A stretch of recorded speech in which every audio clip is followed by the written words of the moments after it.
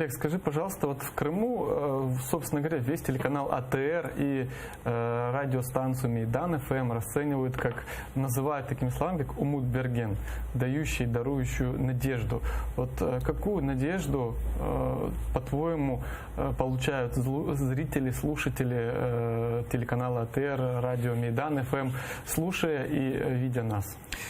Телеканал АТР, телеканал Леле, сайт atr.ua, радио Мейдан – это вся база, которая дающая надежду на возвращение Крыма. Это глоток свежего воздуха, это глоток чистой, правдивой информации.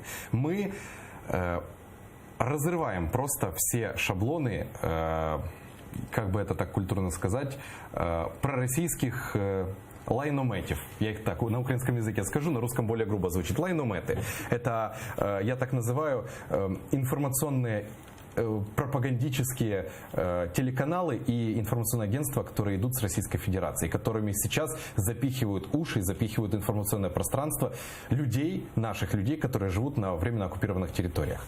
И вот телеканал АТР, как я и ранее говорил, и все вот радио Мейдан, Леле, atr.ua – это информационные потоки, которые дают надежду на возвращение Крыма, которые делают все для того, чтобы, как я говорю в эфире «Крым, Украина» программы каждый раз, чтобы 24 августа под украинскую музыку в Бахчисарае пить «Лизетли каве» и наслаждаться прекрасной атмосферой, прекрасной природой и с облегчением сказать: фух, слава Богу, это был просто страшный сон. Слава Богу, и все теперь хорошо. Вот это наша основная, главная цель.